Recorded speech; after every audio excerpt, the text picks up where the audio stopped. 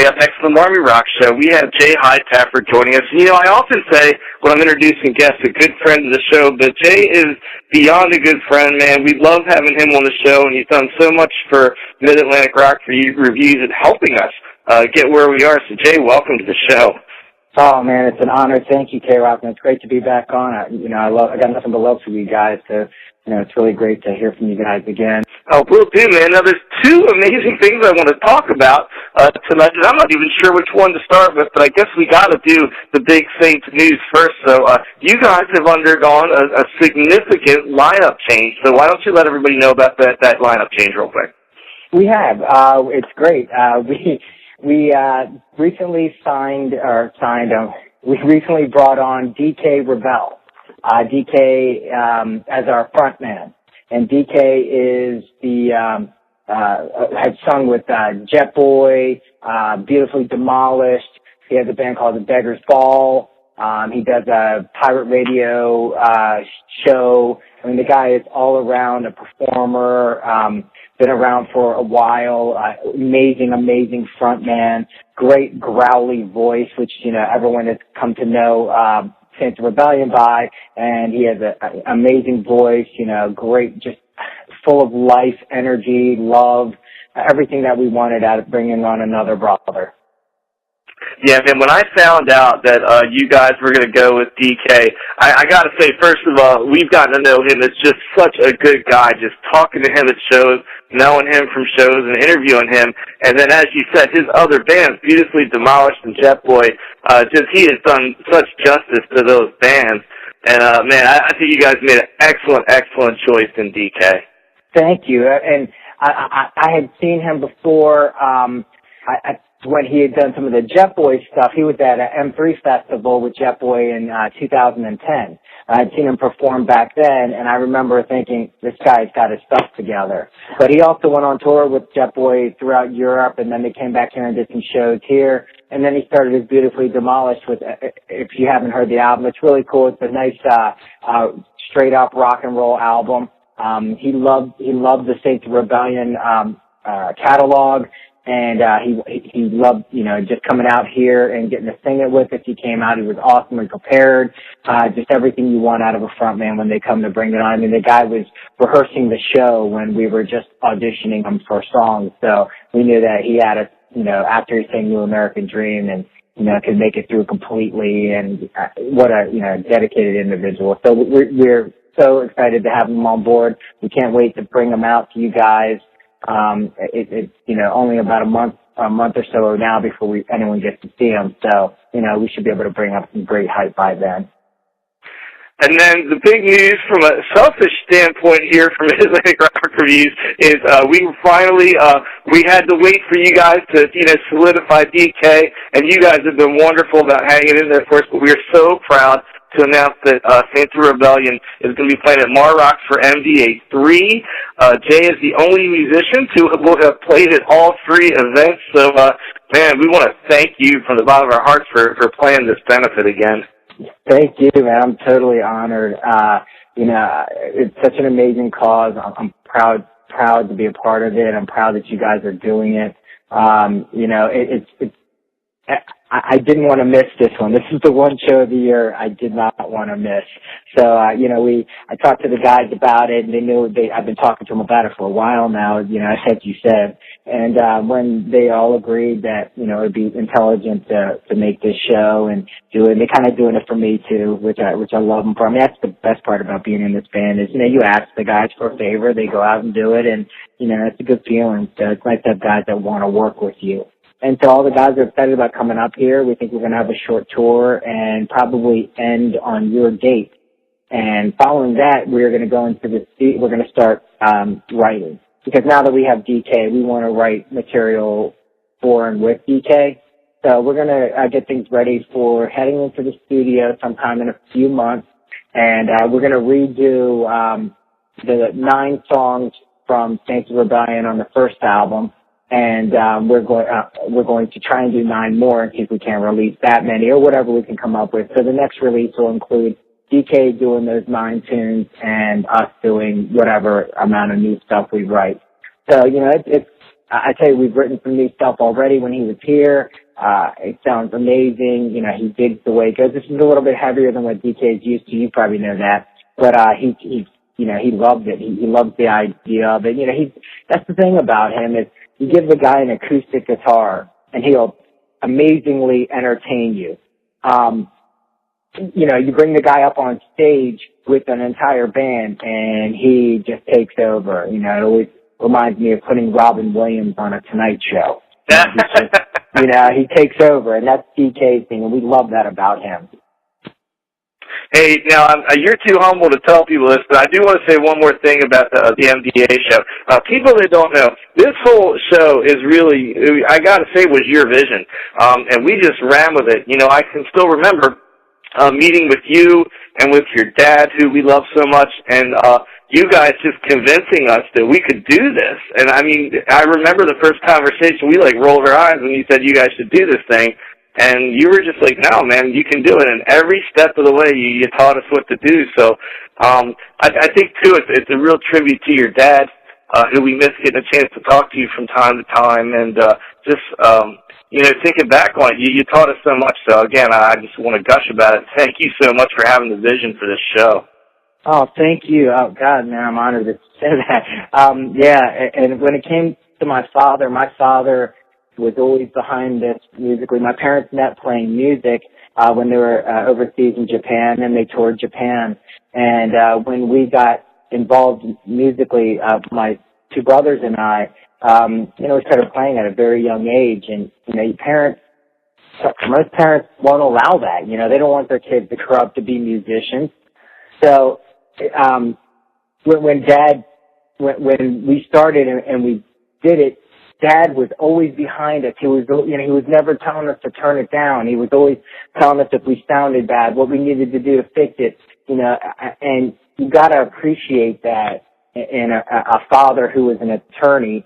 And of course, you know, wanted all his kids to graduate from college and do everything, you know, do all the same things that it's going to take to be a solid family man. But he also recognized that he has, you know, he had some artists in the family, and we really wanted to get out there and play. So when it came down to it, and we had put together shows and stuff before, but when I met you guys, it was present and clear and present that you guys needed to do something like that, because you're such a big outlook for most of these bands. You know, I got my recognition from being in Wasabi because of you guys, and you know, no one really knew who we were. You know, you guys were kind of new on the scene in our world, but you came out and you did write-ups on it, you did your behind the bands, and that gives bands some marketing material. And from going from being unsigned with Wasabi to being signed with King Belvedere to being signed with Saints of Rebellion, I've learned a lot about the business and that part. And it's marketing that will sell you. You know, it's someone else's belief in you. That you can tell everyone in the world all day long that your band is great, but unless someone else says it, they usually don't believe you, unless they're your family. And that's what you guys did. You kind of put, you know, you put me on the map to where I could be, you know, locatable. And that's how I got picked up. I got picked up because people knew who I was. You know, when I saw you guys at Rock Harvest, you know, that was when I had met with the owner of Highball and ended up getting, you know, putting in my 2 cents and saying, hey, you know, if you're ever putting anything together, get in contact with me. I'd love to do something. And sure enough, you know, a couple years later, there I was, you know, leaving King Belvedere, and, you know, Bill approached me and said, hey, you ready to do this? And that meant, are you ready to, you know, commit your life to pursuing music? And I'd already been doing that for 30 years, so the answer was completely clear, absolutely. You know, but, you know, thank you guys, man. This show, I wanted you guys to do the Wayne's World style syndicated cable show too, because, you know, what you were doing with Behind the Bands is basically the same thing. But, I mean, you guys travel the world. You know, travel at least to North America, going to see shows all the time. I don't know where you'd find the time to do anything like that. You know? Well, I appreciate all that, man. And, yeah, Behind the Band Season 5 is going to be kicking off, like, real soon. Here we did 40 episodes last year, and each year we do more than a year, so thanks for mentioning that. Hey, talk about travel the world. You guys are going to South America, man. Tell us about that. Yeah, it's awesome. We hooked up with the owner or a person named Jerry who booked the Unker Bunker Terrace in Paramaribo, South America, and that is in a country called Suriname. And Suriname is basically located right at the top of South America.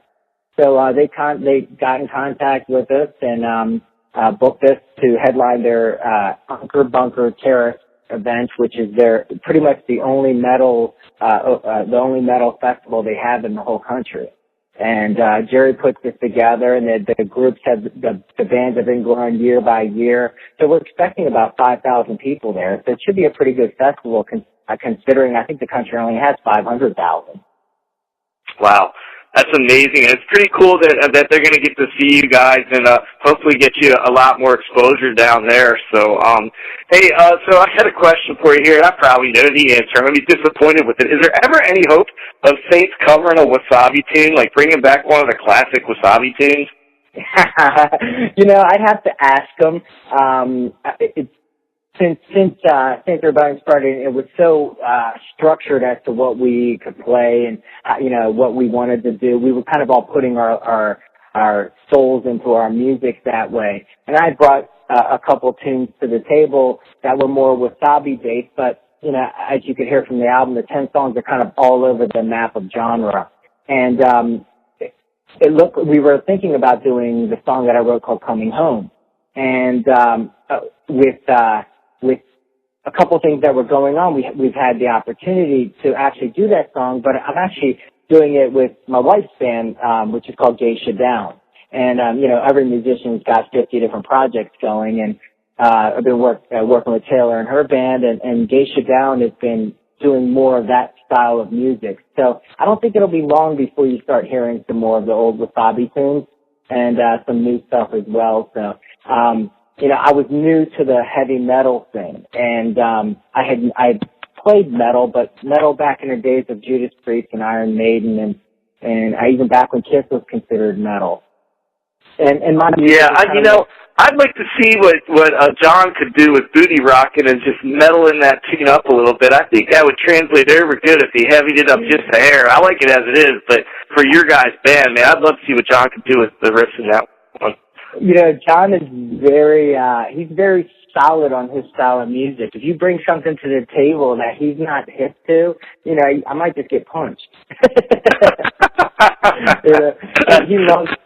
He loves it. I think he likes the idea of, what we did with Wasabi. He's always been very, supportive of every other project that we've had. And, I've always wanted to do something bringing Wasabi back around again, but it just all depends. It's going to depend on whether or not the members are still available. And I enjoy doing new things as well. With Wasabi, we had kind of reached our peak and then just had to kind of move on. We didn't, my brother didn't want to tour. My other brother did. And that's kind of how Anthony ended up in Saints of Rebellion. It's just, he was sitting around here when Rich left. And I had him kind of prepping, ready to go as soon as Rich left. So basically, we were only off. We were only off for a week without Rich, and then Anthony was right back in, and we were back out on tour in less than 2 more weeks. So I got to give it to my brother, man. He went from a total different genre of Wasabi, which he had played for 15 years, and then jumped right into John's world of the metal, and he likes it. He's practicing every day. I give it to him. Got a lot of work involved. So, yeah. Well, Jay, man, you're a good friend of the show, great friend personally of us, and Saints of Rebellion, New American Dream is still out there. Make sure you get that. And April 11th, I believe, is the only show you're playing in Maryland, maybe like for a while. Is that correct? That's correct. That's actually going to be our only show this year in Maryland. We're probably going to do 3 shows in the area, and that might be it for the rest of the year if we get out in the studio and stuff like that. So we got some thinking to do. We really want to get this going and get the new album out there so we have something more to offer. And it's coming up on our 2nd year as a band, and we really wanted to get more more proof of our existence with kicking out another album. We've got so much stuff we have written that, you know, we want to get it out there and see what everyone thinks of that. You know, the first album went really well. But speaking of the first album, we're about ready to start releasing it on Bandcamp for $1. So oh, wow. we're gonna start releasing the album for electronic download for $1. So if people don't have it, you know, jump on Bandcamp. We'll have it up there for $1 for electric download. And we're Wow. going to start doing something that way. We figure, you know, why would anybody try to steal the music if they can get it for $1? Yeah, You know what I mean? absolutely. Now, definitely, folks, go check that out. And hey, Jay, man, thanks so much for being here on the show. And hey, we'll see you. It's just a few weeks away now, April 11th at Hard Times Cafe. I can't wait, brother. I can't wait. Thank you so much, K-Rock.